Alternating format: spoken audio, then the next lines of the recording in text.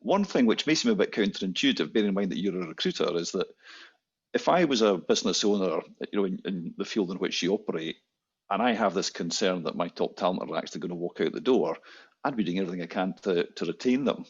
What are your thoughts on that? Because that's clearly going to be important for people.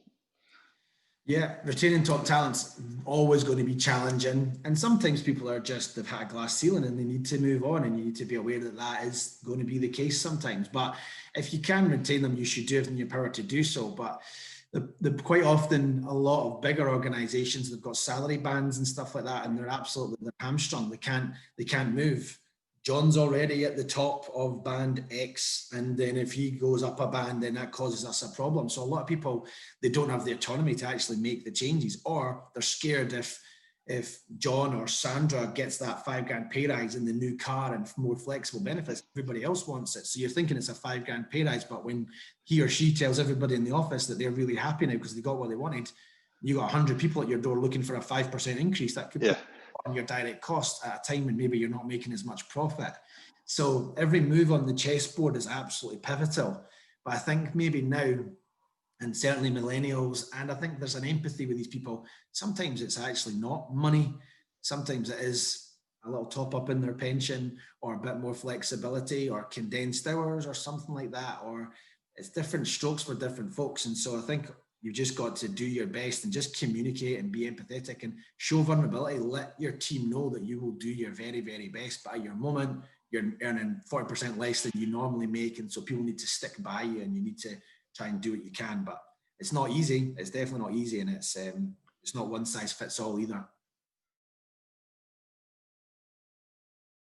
And one of the things you touched on there, which I think is really important, is communication. Now, I know, having done surveys for yourself, but also for other clients in other areas of recruitment, that's one thing which people really do value, particularly over the last, period of the pandemic.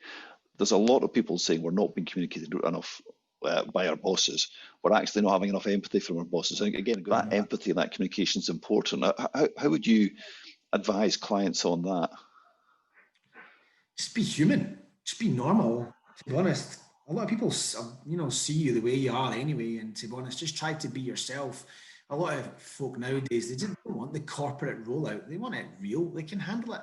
Everybody's adults. They're all thick-skinned. They might not like it. But to be honest, some folk would rather just take the pill the way it's meant rather than sugarcoat it. You've got to tweak it, and you've got to frame your language in a way, I think, and you've got to make sure that your tone's delivered right. And I've definitely got this wrong a few times for sure. But you learn from your mistakes, You'll learn a lot more at the bottom than you will at the top, I would think, about what you're like as an individual. And I've noticed these help, hide and hinder traits in myself with the way I've dealt with people, the way I've dealt with situations. And so I'm trying to come out of it more aware of my own feelings and how I am as well. And I think, to be honest, a lot of owners and individuals need to probably look in the mirror and think, what am I doing? What are my traits? What can I do to be better? Because we're only going to get through this and generally improve if we all work together.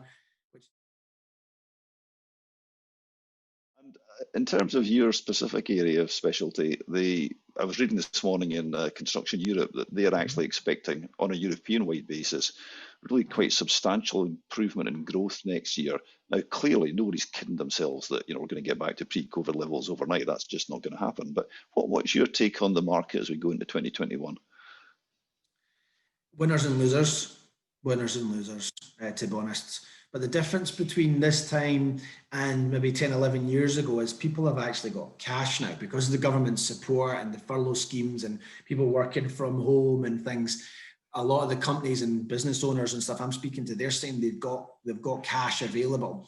And those that don't probably didn't have any cash before COVID. So, and to be honest, I saw a lot of them are waiting. So I'm hoping that maybe that'll mean that there's less of a race to the bottom in tendering, because people are not just trying to get turnover for the sake of turnover and just trying to keep their people busy until things improve. I think people will still hopefully stand firm on the level of their quality of work and what they deserve to get paid. But I think there's going to be winners and losers on the back of this for sure, construction-wise. Like the key workers, utilities, 5G rollout has gone absolutely berserk.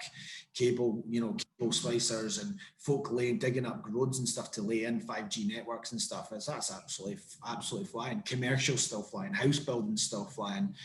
you know, there's still roads and bridges getting done, especially down south. HS2, there's still a huge demand, and but then also there's other people who have put all their eggs in baskets that are not as busy. Too much exposure to retail, too much exposure to universities, too much exposure to hospitality. And they've probably done really well the last 5 years because they were three areas that were booming in the last little bit. Yeah. The hospitality has been flying in hotels, so, and university. Sure. But other sectors, you know, you need to have a bit of a spread. So we'll see what happens, but I think there's still a lot of change to come for sure.